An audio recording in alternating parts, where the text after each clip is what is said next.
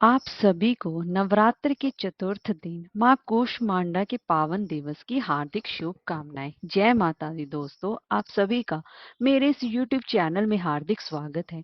आज के चतुर्थ दिन नवरात्र के चतुर्थ दिन माँ कूष्मांडा की पूजा अर्चना की जाती है।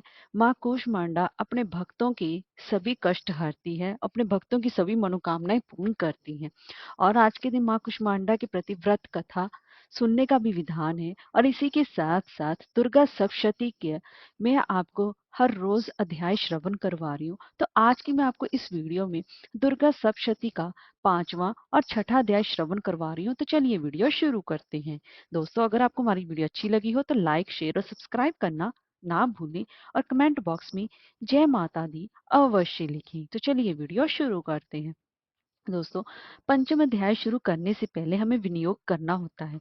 विनियोग करने से कि हम माँ के प्रति अपनी भक्ति और आस्था प्रकट करते हैं। तो विनियोग करने के लिए अपने दाएं हाथ में आप थोड़ा सा जल लें और बाएं हाथ से के नीचे से ढक लें। अब आपको विनियोग में बोलना है, ओम इस उत्तर चरित्र के रुद्र ऋषि है, महासरस्वती देवता है, अनुष्टुप्त छंद है, भीमा शक्ति है, ब्राह्मणी बीज है, सूर्य तत्व है और सामवेद स्वरूप है। महासरस्वती की प्रसन्नता प्राप्ति हेतु उत्तर चरित्र जपे विनियोगा। अब जो आपने हाथ में जो जल लिया है उसे माँ दुर्गा के सानिध्य में रख दी। अब हम माँ दुर्गा का पंचम स्वरूप का ध्यान करते हैं और इसी से हम दुर्गा सप्तशती का पंचम अध्याय शुरू करते हैं। जो अपने कर कमलों में घंटा, शूल, हल, शंख, मूसल, चक्कर, धनुष और बाण धारण करती है, शरद ऋतु के शोभा संपन्न चंद्रमा के समान जिनकी मनोहर कांति है, उन तीनों लोकों की धार भूता और शुंभादि दैत्यों का नाश करने वाली है, और तथा गौरी के श्री से जिनका परकट्टे हुआ है, उन महासरस्वती देवी का मैं निरंतर भजन करती हूँ। ऋषि कहते हैं कि पूर्व काल में शुंभ निशुंभ नामक असुरों ने अपने बल के घमंड में आकर इंद्र के हाथ से तीनों लोकों का राज्य और यज्ञ भाग छीन लिए। वे ही दोनों सूर्य, चंद्रमा, कुबेर, यम और वरुण के अधिकार का भी उपयोग करने लगे। वायु और अग्नि का कार्य भी वे खुद ही करने लगे। उन दोनों ने समस्त देवताओं को अपमानित, पराजित तथा अधिकारहीन करके स्वर्ग से बाहर निकाल दिया। उन महान असुरों से तिरस्कृत होकर देवताओं ने अपराजिता देवी का स्मरण किया और सोचा कि जगदम्बा माता ने हम लोग को वर दिया था कि आपत्ति काल में स्मरण करने पर मैं तुम्हारी सब आपत्तियों का तत्काल ही नाश कर दूंगी। यही विचार कर देवता गिरिराज हिमालय पर गए तो वहां भगवती विष्णु माया की स्तुति करने लगी। देवता बोले, देवी को नमस्कार है, महादेवी शिवा को सर्वदा नमस्कार है, प्रकृति व भद्रा को प्रणाम है, रौद्रा को नमस्कार है, नित्या, गौरी व धात्री को बारंबार नमस्कार है। शरणागतों का कल्याण करने वाली वृद्धि व सिद्धि रूपा देवी को हम बारंबार नमस्कार करते हैं। नेत्रिति, राजाओं की लक्ष्मी तथा श्रावणी स्वरूपा आप जगदम्बा को बार बार नमस्कार है। दुर्गा, दुर्गपारा, सारा, सर्वकारिणी, ख्याति, कृष्णा और धूम्रा देवी को सर्वदा नमस्कार है।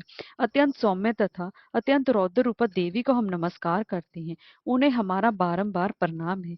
जगत की दार भूताकृति देवी को बारंबार नमस्कार है। जो देवी सब प्राणियों में विष्णु माया के नाम से कही जाती है, उनको नमस्कार है, उनको नमस्कार, उनको बारंबार नमस्कार है। जो देवी सब प्राणियों में चेतना कहलाती है, उनको नमस्कार, उनको नमस्कार, उनको बारंबार नमस्कार है। जो देवी सब प्राणियों में बुद्धि रूप से स्थित है, उनको नमस्कार, उनको नमस्कार, उनको बारंबार नमस्कार है। जो देवी सब प्राणियों में निद्रा रूप से स्थित है, उनको नमस्कार, उनको नमस्कार, उनको बारंबार नमस्कार है। जो देवी सब प्राणी में शुदा रूप से स्थित है, उनको नमस्कार, उनको नमस्कार, उनको बारंबार नमस्कार है। जो देवी सब प्राणियों में शक्ति रूप से स्थित है, उनको नमस्कार, उनको नमस्कार, उनको बारंबार नमस्कार है। जो देवी सब प्राणियों में तृष्णा रूप से स्थित है, उनको नमस्कार, उनको नमस्कार, उनको बारंबार नमस्कार है। जो देवी सब प्राणियों में शांति रूप से स्थित है, उनको नमस्कार, उनको नमस्कार, उनको बारंबार नमस्कार है। जो देवी सब प्राणियों में जाति रूप से स्थित है, उनको नमस्कार, उनको नमस्कार, उनको बारंबार नमस्कार है। जो देवी सब प्राणियों में लज्जा रूप से स्थित है, उनको नमस्कार, उनको नमस्कार, उनको बारंबार नमस्कार है। जो देवी सब प्राणियों में शांति रूप से स्थित है, उनको नमस्कार, उनको नमस्कार, उनको बारंबार नमस्कार है। जो देवी सब प्राणियों में श्रद्धा रूप से स्थित है, उनको नमस्कार, उनको नमस्कार, उनको बारंबार नमस्कार है। जो देवी सब प्राणियों में कांति रूप से स्थित है, उनको नमस्कार, उनको नमस्कार, उनको बारंबार नमस्कार है। जो देवी सब प्राणियों में लक्ष्मी रूप से स्थित है, उनको नमस्कार, उनको नमस्कार, उनको बारंबार नमस्कार है। जो देवी सब प्राणियों में स्मृति रूप से स्थित है, उनको नमस्कार, उनको नमस्कार, उनको बारंबार नमस्कार है। जो देवी सब प्राणियों में दया रूप से स्थित है, उनको नमस्कार, उनको नमस्कार, उनको बारंबार नमस्कार है। जो देवी सब प्राणियों में तुष्टि रूप से स्थित है, उनको नमस्कार, उनको नमस्कार, उनको बारंबार नमस्कार है। जो देवी सब प्राणियों में माता रूप से स्थित है, उनको नमस्कार, उनको नमस्कार, उनको बारंबार नमस्कार है। जो जीवों के इंद्रिय वर्ग की अधिष्ठात्री देवी व सर्व प्राणियों में सदा व्याप्त रहने वाली है, उन व्याप्ति देवी को बारंबार नमस्कार है। पूर्व काल में अपने भीष्ट की प्राप्ति होने से देवताओं ने जिनकी स्तुति कही तथा देवराज इंद्र ने बहुत दिनों तक जिनका सेवन किया, वही कल्याण की साधन भूता ईश्वरी हमारा कल्याण और मंगल करें। उदंड दैत्यों से सताए हुए हम सभी देवता जिन परमेश्वरी को इस समय नमस्कार करते हैं, जो भक्ति से विनम्र पुरुषों द्वारा स्मरण की जाने पर संपूर्ण ही तत्काल विपत्तियों का नाश कर देती है, वे जगदम्बा हमारा संकट दूर करें। ऋषि कहते हैं, राजन, इस प्रकार सब जब देवता स्तुति कर रहे थे, उस समय पार्वती देवी गंगा जी के जल में स्नान करने के लिए वहां पर आई। उन सुंदर बोहों वाली भगवती ने देवताओं से पूछा, आप लोग यहाँ किसकी स्तुति करते हैं? तब उन्हीं के शरीर कोर से प्रकट हुई शिवा देवी बोली, शुंभ दैत्य से तिरस्कृत और युद्ध में निशुंभ से पराजित हो या एकत्रित हुए ये सभी समस्त देवता ये मेरी ही स्तुति कर रहे हैं।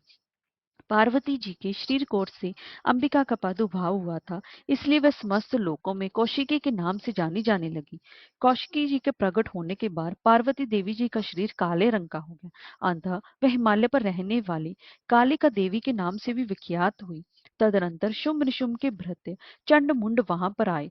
उन्होंने उस परम सुंदर मनोहर रूप धारण करने वाली अंबिका देवी को देखा। फिर वे शुंभ जी के पास जाकर बोले, महाराज, एक अत्यंत मनोहर स्त्री है जो अपनी दिव्य कांति से हिमालय को प्रकाशित कर रही है। वैसा उत्तम रूप तो किसी ने भी नहीं देखा होगा। असुरेश्वर, पता लगाइए कि वे देवी कौन है और उसे ले लीजिए। स्त्री में वरतन है, उसका प्रत्येक अंग बहुत ही सुंदर है तथा वे अपने श्री अंगों की प्रभा से संपूर्ण दिशाओं को प्रकाशित कर रही है। दैत्यराज, अभी वह हिमालय पर ही मौजूद है, आप उसे देख सकते हैं। आपके पास तीनों लोकों में मणि, हाथी और घोड़े सब कुछ हैं, परंतु आपके घर में वो शोभा भी पाते हैं। रह ये सब आपने इंद्र से ले भी लिया है। हंसों से जुता हुआ विमान भी आपके आंगन में शोभा पाता है। ये महापद्म नाम का निधि भी आप कुबेर से छीन लाए हैं।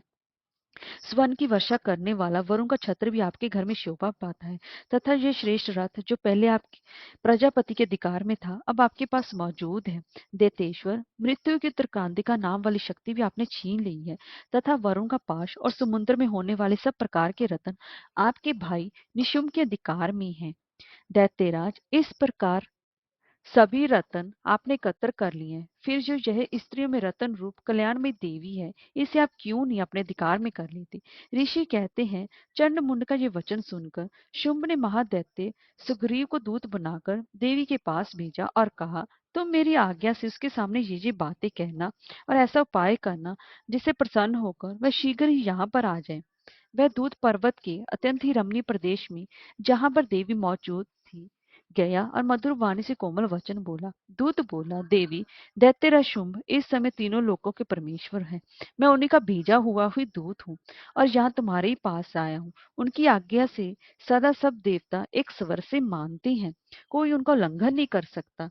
उन्होंने तुम्हारे लिए जो संदेश भेजा है उसे तुम सुनो। संपूर्ण त्रिलोकी मेरे अधिकार में है, देवता भी मेरी आज्ञा के अधीन चलते हैं। संपूर्ण यज्ञ के भोगों को मैं ही पृथक पृथक भोगता हूँ। तीनों लोकों में जितने भी श्रेष्ठ रत्न हैं, वे सब मेरे ही अधिकार में हैं। देवराज इंद्र का वाहन इरावत हाथी भी वो भी मैंने छीन लिया है।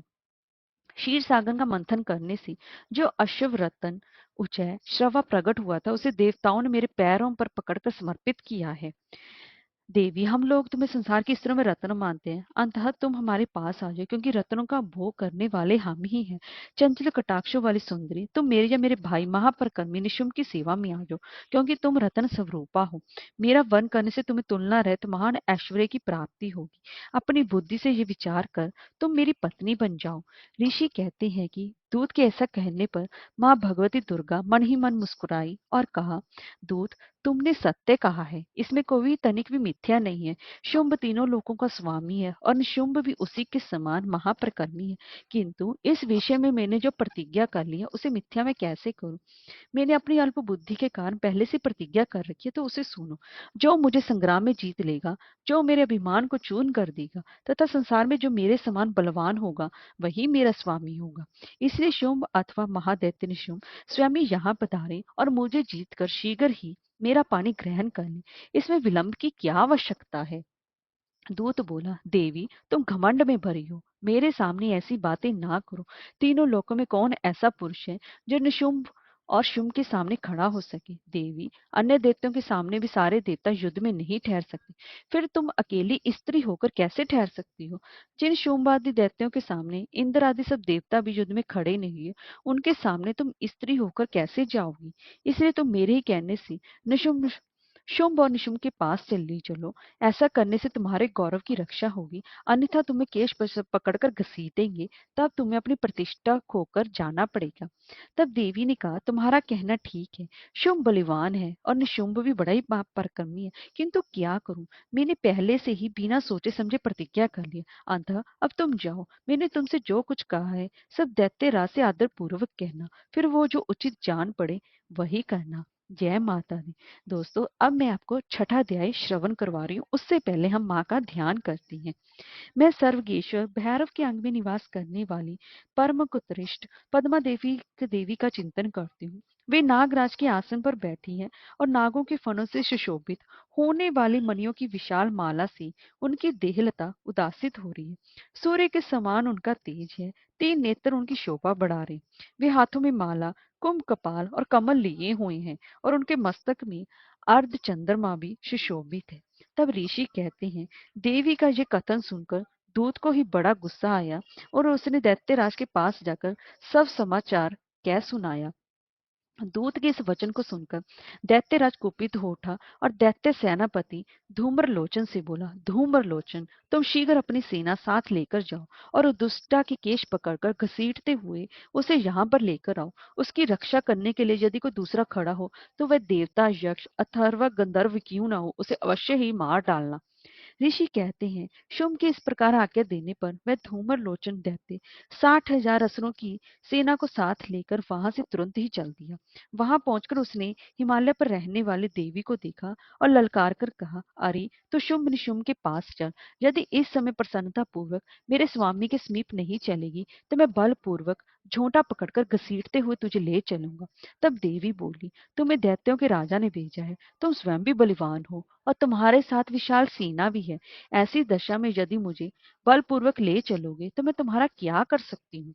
ऋषि कहते हैं, देवी के यूं कहने पर असुर धूमरलोचन उनकी ओर दौड़ा।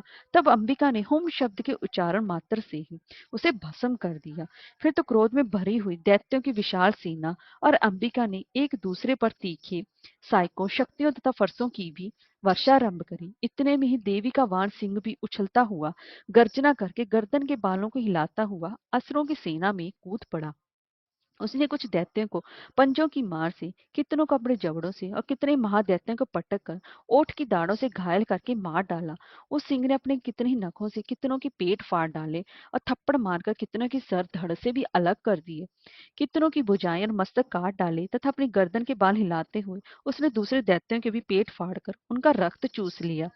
अत्यंत ही क्रोध में भरे हुए देवी के वाहन उस महाबली सिंह ने क्षण भर में असुरों की सारी सेना का भी संहार कर डाला। शुंभ ने जब सुना कि देवी ने धूमर लोचन असुर को मार डाला तो उस सिंह ने भी सारी सेना का सफाया कर डाला। तब उस दैत्यराज को बड़ा ही क्रोध आया, उसके ओठ कांपने लगे। उसने चंड मुंडन नामक दो महादैत्यों को आज्ञा दी, हे चंड और हे मुंड, तुम लोग बड़ी भारी सेना लेकर वहां जाओ। उस देवी के झोंटे पकड़कर अथवा उसे बांधकर शीघ्र ही यहाँ ले आओ। यदि इस प्रकार उसको लाने में कोई संदेह हो तो युद्ध में सब प्रकार के अस्त्र शस्त्रों तथा समस्त आसुरी सेना का प्रयोग करके उसकी हत्या कर डालना। उस दुष्टा की हत्या होने तथा सिंह के मारे जाने पर उस अंबिका को बांधकर साथ लेकर शीघ्र ही लौट आना। जय माता दी।